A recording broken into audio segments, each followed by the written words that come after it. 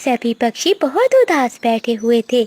तभी बिजली कवि का भेजा हुआ एक कौवा वहाँ आता है। सुनो सुनो पक्षियों, मुझे जादूगरनी बिजली ने भेजा है। अगर तुम सब चिंकी तोती और बुलबुल को आजाद कराना चाहते हो तो बदले में कोमल चिड़िया को काली घाटी भेजना होगा। ऐसा कहते हुए वो कौवा वहाँ से चला जाता है। दोस्तों, मुझे जाना होगा। अब मैं ही अपने दोस्तों की जान बचाऊंगी। बदले में अगर मेरी जान चली भी जाए तो कोई बात नहीं, परंतु चीकू भैया, मैं आपकी पत्नी और बुलबुल को कुछ भी नहीं होने दूंगी। नहीं कोमल बहन, मैं भी तुम्हारे साथ जाऊंगा और अपनी पत्नी को लेकर आऊंगा। चलो कबूतर यार, हम सब एक साथ चलते हैं। कोमल चिड़िया, चीकू तोता और बंटी तीनों रात के अंधेरे में काली घाटी की ओर उड़ते हैं। रास्ते में बंटी कबूतर डर जाता है और वो तीनों एक जगह रुक जाते हैं। कोमल बहन, अब मुझे बहुत डर लग रहा है। मैं तो कहता हूँ कि हमें यहाँ से वापस लौट जाना चाहिए। नहीं कबूतर भैया, हमारे दोस्त मुसीबत में हैं। अगर हम आज डर गए तो वो कभी वापस नहीं आएंगी। हिम्मत रखो, हम सब मिलकर आगे बढ़ेंगे। जैसे जैसे वो आगे बढ़ते हैं, रास्ता और भी कठिन हो जाता है। वो तीनों एक काली गुफा के सामने पहुंच जाते हैं, जहां बिजली और बादल पहले से बैठे हुए थे। अरे कोमल, अगर अपने दोस्तों की जान बचानी है तो अकेली इस गुफा के अंदर चली जाओ। हाँ कबो, मैं जाऊंगी। मैं अपने दोस्तों की जान बचाने के लिए कुछ भी कर सकती हूँ। नहीं कोमल बहन, ये धोखा है। चीकू भैया, मुझे जाना होगा। अगर मुझे कुछ हो गया तो तुम अपनी पत्नी और बुलबुल को लेकर यहाँ से चले जाना। ऐसा कहते हुए कोमल चिड़िया जैसे ही गुफा के अंदर जाती है तो पीछे से एक बड़े पत्थर से गुफा का मुंह बंद हो जाता है। कोमल चिड़िया अंधेरे में कैद हो जाती है। चिड़िया, तुम खुद चलकर अपने अंजाम तक आई हो। अब तुम्हारा जादू खत्म और ये गुलिस्तानी जंगल मेरा है।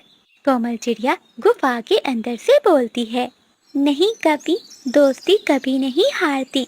परी माँ, हमें आपकी जरूरत है। बिजली कभी बहुत खुश थी। वो चीकू तोते और बंटी कबूतर को भी पिंजरे में कैद कर लेती है। तभी आसमान से एक तेज रोशनी नीचे आती है और गुफा का मुंह खुल जाता है। तभी परी माँ वहाँ आती है। उसकी रोशनी से कौवों के पंख जलने लगते हैं।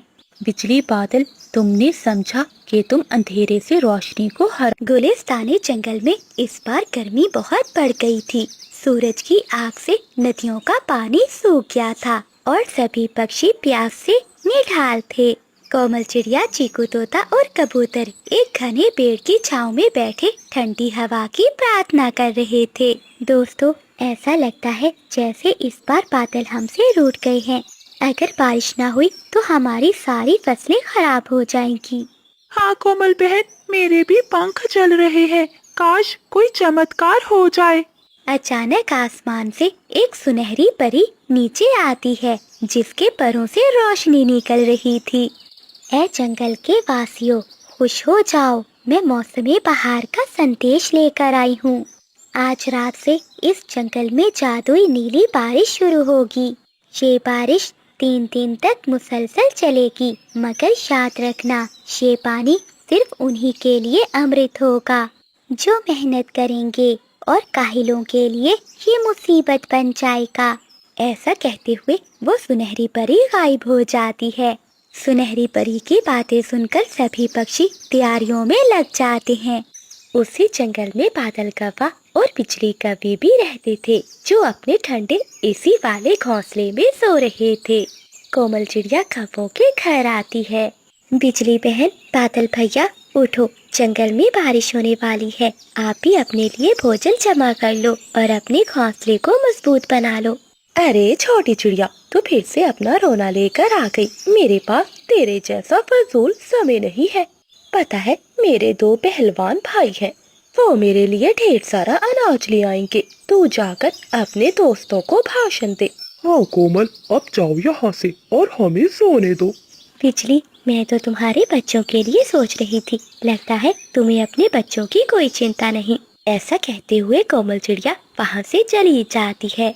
शाम होते ही जंगल में काले बादल छा जाते हैं बिजली, तुम अपने भाइयों को फोन करो, वो तुम्हारे लिए भोजन ले आए, इससे पहले कि बारिश शुरू हो जाए। हाँ हाँ पति जी, अभी फोन करती हूँ।